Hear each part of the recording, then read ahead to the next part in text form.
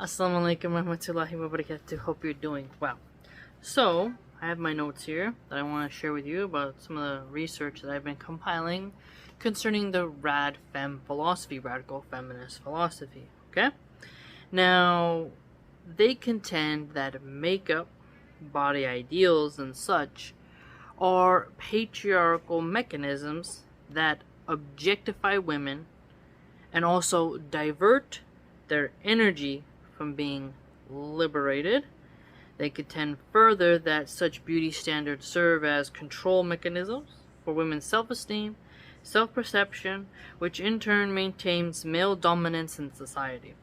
So, there's an argument to be had when you look at, for example, back in the day when France was criticized for having anorexic models, and many have argued that gay males in the fashion industry warp what's really attractive to heterosexual males by how they control what a fashion model wears. And if you look at some fashion shows, it's quite ridiculous and pretentious, and it's not really necessarily about beauty but absurdity masquerading as vision. So there's a lot of different ways you can look at it. But either way, body ideals, let's break it down, diversion of energy, and then liberation, and then you think about the male gaze, self-esteem, self-perception, male dominance. So if society had a bunch of fat, butchy, ugly-looking goblins as women, this doesn't harm male hierarchy at all. It actually makes women have less power. What's fascinating is when you get the gold diggers, like Shira 7 occultist types, they tell women consistently to look your very best because men are visual creatures. So a lot of those women wear a bunch of wigs, they switch it up, they have different styles, they are consistently changing their clothes to always look like different women. It's a hack that they use to make a man feel like he's with a different woman consistently. Now, the Prophet, peace be upon him, cursed those who wear the wigs and make the wigs, I believe. There's hadiths about you're not wearing wigs. Don't create a gap in your teeth, stuff like that. And so, when we look at how that is phrased and how some women have discovered to wear wigs in order to keep yourself attractive to men, that's fascinating and accurate. And if you even look at how do these strippers keep their consistent male simps coming back, they wear different wigs and they wear different costumes. So they always are trying to attract the male gaze in a way that shifts the beauty expectation and keeps things fresh and ideal. Okay, so women who consume their existence with serving the male gaze, the RadFems argue essentially that, they're diverting their energy from being fully autonomous and not depending on men. Now, in Islam, I'd argue that we are encouraged to have our beauty for our husbands, and we are to divert our focus to Allah subhanahu wa ta'ala and submit to Him. So a Muslim woman is focusing on Allah, a RadFem is focusing on herself, and usually they're more atheistic and occultic, so their agenda comes first. And so beauty standards are also shifting, and so trying to keep up with that is very distracting. As Muslims, we're not supposed to imitate the kuffar, the kafirs, the disbelievers. And so we're always on the same trajectory, whereas someone who's trying to keep up with the Joneses, keep up with the trends, they're they're more of like a plastic bag in the wind. Like they're just going anywhere the wind blows, whatever way the trends go, they go too. This is why when you see this phenomenon of face tattoos, neck tattoos, piercings and such, was a trend, it was very popular, and then if it bounces the other way, this is going to be a problem for those women who can't remove those excessive tats and have to go the Kat Von D route of blacking out all those tats when they want to change up. So women objectify themselves, I'd argue, as well, because they want to be seen as attractive and beautiful. you still see women say they hate men, but they are still posting very extreme thirst traps on Instagram. They're not just putting their profile as private and only allowing women to see their pictures. I definitely want men to see it. And I always think that's weird that, you know, women will objectify themselves and then you complain when men look. So they complain about heterosexuality, but they don't complain when lesbians are looking at them. It's only when men are looking at them. So I find this to be quite weird. Now, you can be liberated while also taking care of yourself and, you know, not becoming a, 600-pound obese person. Obesity has empirical health problems, and it's hard to diet, but it can be done. And I myself have lost now over 40 pounds with my pregnancy, my most recent pregnancy, so it's possible. Takes time, but takes discipline. But a lot of people today, they don't want to have certain elements of discipline. Being obese, when it's not due to pregnancy or children, is a control issue, and there's an emotional, psychological factor there that should be addressed. And so Islam has great fasting as well that can help some women lose weight, and gluttony is something you can overcome, so don't lose hope. But self-indulgence that leads to gluttony destroys your health, and obesity is never healthy, no matter what anyone says. And I've followed some fat positivity accounts, and they really are enabling people to be the worst versions of themselves. And so when you have someone like Lizzo, who was fat and she was pushing obesity, and now she's losing weight with Ozempic, you can see how her self-esteem is getting better because she posts thirst traps. Pearl Davis as well, it was fat, and she's losing weight, and she started to post thirst traps after she criticized conservative Christian women for posting thirst traps. She would often say a conservative woman would fight for any reason to be naked, and meanwhile Pearl was posting thirst traps on her timeline. So she's quite a hypocrite. And this is sort of this acknowledgement that slimness and slenderness is part of being a woman, right?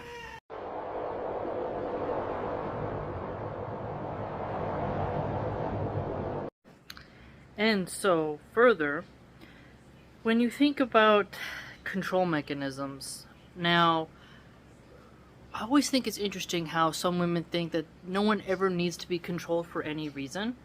And if you've ever seen somebody who, they're just really lost in the sauce, they don't really have a direction of where they want to go, you can look at sort of guidebooks of life, of morals and ethics, to really straighten yourself out and them out, and Islam provides that.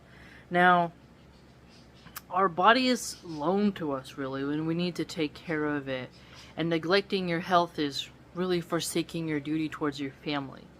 So if you're eating stuff or you're living a lifestyle that is not conducive towards health, you're really letting your family down and letting yourself down, and you're really limiting yourself. Now, your self-esteem, Cat Williams had a very interesting line where he said, your self-esteem, I'm summarizing it, it's your problem. That's why it's called self-esteem. If you let other people dictate essentially your self-esteem, then, you're really being a puppet, essentially, was his joke. And Cat Williams is one of my favorite comedians. And so, you can have a high self-esteem and just not even be attractive. No one says that, you can't have a good self-esteem because you're ugly. The problem is when a woman who is literally a 2 thinks she's a 10 and has high expectations that don't make sense. That's when you get into delusional thinking, and when someone isn't really honest with themselves about their own standing.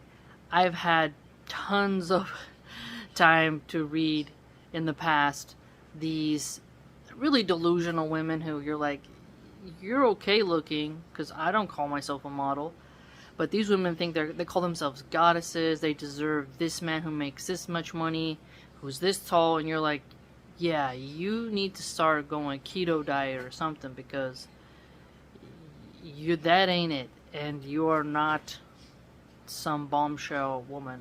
This is absolutely crazy. And so self-esteem can become delusional in a certain point when it gets to be absurd, where you're not honest with your imperfections. It's quite crazy. So men don't maintain dominance in society through making women be slim and trim and beautiful. Women get more power in society when they use their sex appeal. I'd argue that all half the female influencers you see, if they covered like me, they'd have no views. Once you take away the cleavage, the beauty, the thirst traps, you don't get any attention at all from men. And so the women maintain, look at these women who make a lot of money from doing adult content or posting OF content.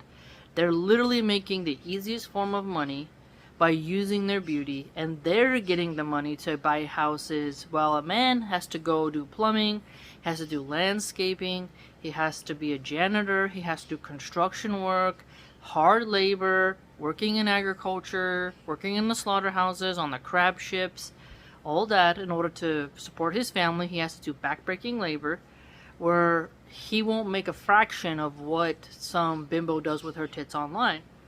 There was this lady named, I won't name her, but she was like a meme online for a while. When she turned 18, she opened up an OF. She had made $1 million within the first week. And it pure degeneracy. You know, some people won't make $1 million in their lifetime, and they're really working hard. But those men won't make that kind of money. But a woman can just show her snatch, and she's gonna make mad money. So that actually helps women get power by using their sex appeal. And when you look at how Islam curtails the female allure, covering her beauty, this reduces a woman's ability to manipulate the surrounding males. Because women will use their most valuable tool. Like when Cersei Lannister says, when Stannis is invading King's Landing, and she mentions to Sansa that she would use her oyster to seduce Stannis, but she'd have better luck seducing his horse than him. She points out to Sansa that women are able to use their body as a weapon and a tool of manipulation, which is quite true. And so it's not an uncommon secret. And Daenerys Targaryen, if you think about her character, the fact that she was beautiful is why she had so much power. Why she was able to manipulate Daario Naharis, Ser Jorah Mormont, all the men around her. And so, with Jon, she almost got it, but once he found out they were related, kaput, that's it. So, actually, when you think about it, females objectifying themselves and having this sort of body ideal of perfection, beauty pageant level, helps those women to get more power in society, because they can marry a rich guy, they can land a very good guy, morally, financially, who will support their lifestyle simply because they're beautiful. There's women right now who are living great lives, not because of their intelligence or what they did for society, but just because they're beautiful, right?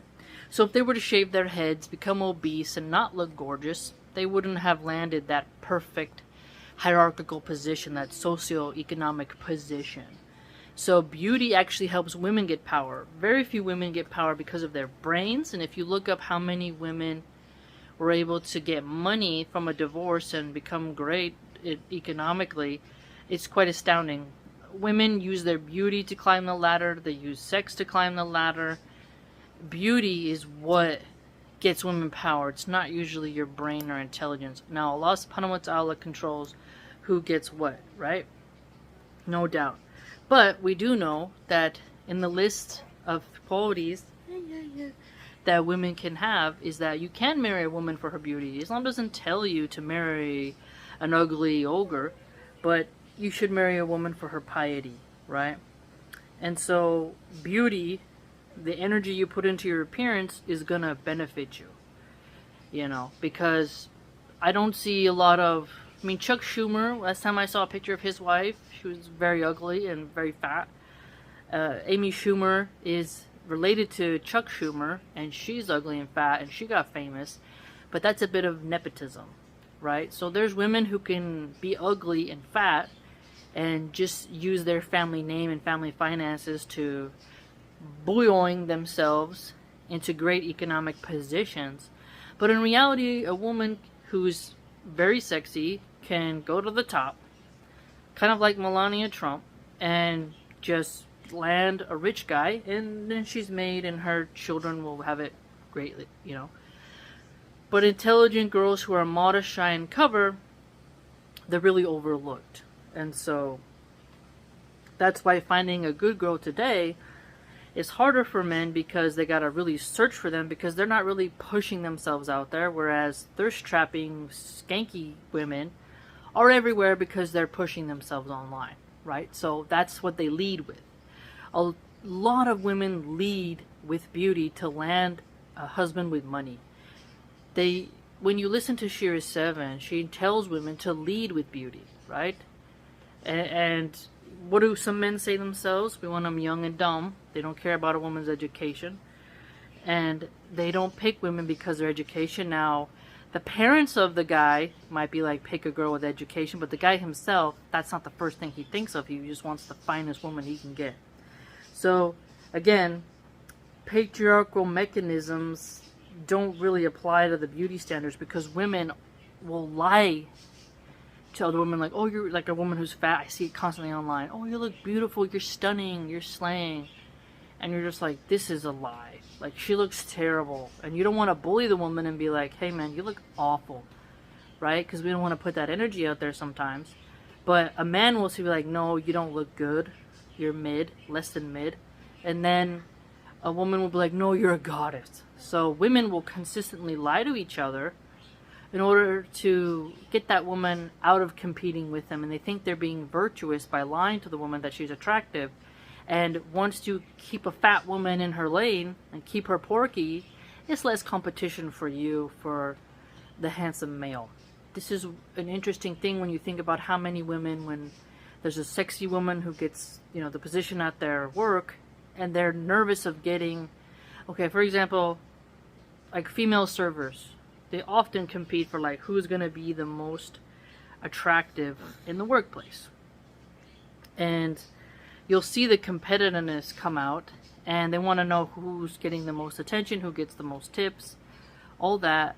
And a lot of female servers make more money than their male counterparts simply because they're beautiful and they're able to flirt and get more money. So the female servers objectify themselves, use their sexuality upon the males, and then they get more money, right? So women will monetize their own objectification gladly so that they can get the bag, they can go traveling, and they can go live that life, right? So I'd argue that women objectifying themselves and pouring energy into themselves actually liberates them from poverty more often than brains, because plenty of smart girls who don't show their body, they don't even exist. Okay, think of that movie Pretty in Pink. She was a decent looking girl, very unique, quite nerdy, but she's not going to get as much attention as the popular girls who dress more lewdly and are more out and about and free mixing and showing their body. And so a lot of women have to balance self-esteem, self-perception, mixed with what society wants, what the culture wants, and then also with relative stuff. So, for example, the beauty standards of China versus the beauty standards of America are going to be quite different. And see, in America, they put up a couple monuments of some fat black women, and also, yeah, it was mostly black women, in New York City, where the women are fat, they're not dressed pretty, because they're trying to change societal norms about what is exemplary and what should be idolized, okay? Because if you think about the Greek and Italian statues, they showed men with muscles, they're nude, right? Michelangelo's David, you name it, Hercules. And, you know, that was an ideal and that was beauty. But now people are trying to change that, and they think they can brainwash and gaslight people into rejecting healthy, fit bodies in favor of sloppy, obesity, pudgy bodies. And this isn't going to really work because they're inverting the art of propaganda. For example, when you see China and other countries in the past, they would use exemplary examples to motivate the masses to do better and be better. But today in America, mediocrity is mostly pushed. And so this creates a sort of odd paradox for people. And the RadFems have really helped to push this. How can you change beauty standards while certain art reflects the opposite, right? And so it's absurd, and we should, as Muslim women, be very mindful that the RadFems are often self-loathing, despise themselves, and they're quite envious and bitter women, and a lot of women are crabs in a bucket. They will tear another woman down in order to climb up. And ask women when they're like, she's beautiful, but like, would you switch places with her? And if she says yes, she's probably just being performative.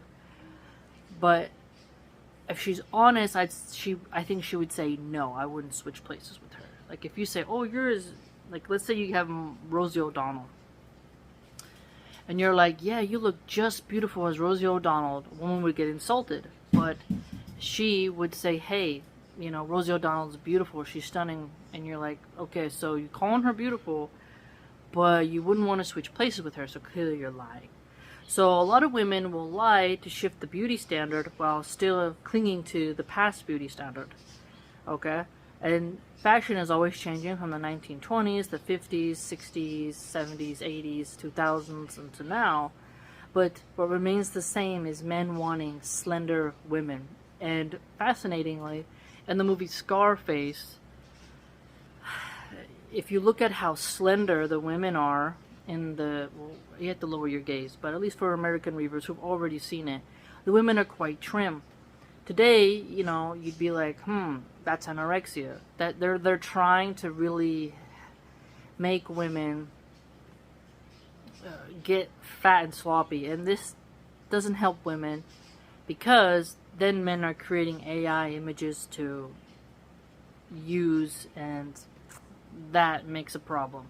But there's also AI creating new beauty standards that are nearly impossible to adhere to, because you know, the anatomy is just not accurate. So I can see some points that the RadFems make concerning that. So remember, your self-esteem and your self-perception are in your control no matter what, but it's always good to be realistic, right? And it doesn't mean you loathe yourself, but just means that you're honest and accurate, you know. Women will look at a guy who's short and not very attractive, and they'll be like, I can't believe he thinks he's so hot. You're this, you're that. Women will tear down men constantly, but then don't want women who are obese to be torn down, so they'll lie to those women and say, you're stunning, you're brave, you're glowing. That's the number one thing I hate. It's almost insulting to our intelligence. You're glowing, and you're like, that woman looks like she smoked crack for like 48 hours straight. And so, to reiterate, Islam doesn't tell women to objectify themselves for the masses, but rather to maintain their beauty for their husbands, right? If you think about the Huri al-Ain, they're going to be gorgeous, stunning. They got full breasts, you know, they're looking good, okay? They're not disgusting, stinky, floppy individuals. They are breathtakingly attractive. And that shows that men want to have something that dazzles them, and time will strip away all our beauty no matter what. So you gotta do what you gotta do. You don't want to be like Joanne Rivers, slicing and dicing your face like mortadella, but you don't want to just let go as soon as you get married, right? So there's a great balance, and it takes a nuanced conversation to analyze all of that. But just so you know, RadFems, they really want women to break down the patriarchy by rejecting normative beauty standards, and they want women to focus their energy on being liberated and autonomous, you know. And so cutting of the hair, getting fat, wearing weird fashion senses, attitude, combativeness, this is all part of their agenda and philosophy. So if you see some women promoting this, ask yourself, will this keep my husband happy? Is this sustainable? Is this a bitter divorced woman? Is this like a 19-year-old with no kids and no man, spurging on X? You know, be careful who you get guidance from. And also just remember that men are visual creatures, and that you're going to want to take care of your health and be the best version of yourself. you know, and that as you age, you know, your body will change and you can adjust. And if you want to be a babushka or you want to be an auntie, that's fine. But just understand what comes along with that. And if you're exhausted from always looking like the politician's wife, understand that's normal and it's okay to feel tired from that. But don't let yourself become dirty, essentially. Don't become grimy, you know what I mean?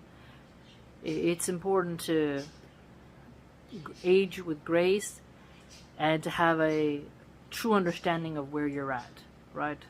So it's a quite fascinating conversation. So let me know what you think, and if you come across these RadFems encouraging women to let themselves go or to hyper focus on beauty in a weird way, like you'll see sort of bombastic gothy types act this way, and you're like, okay, this is quite odd, you know. You are rejecting normal beauty standards, but you got a mohawk and you got way too many piercings, and you're deforming yourself. You're making yourself ugly, and that's a form of self-hatred.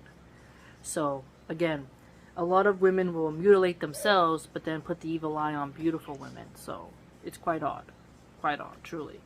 So be aware of that. Please like, comment, subscribe, join the blog. Until next time.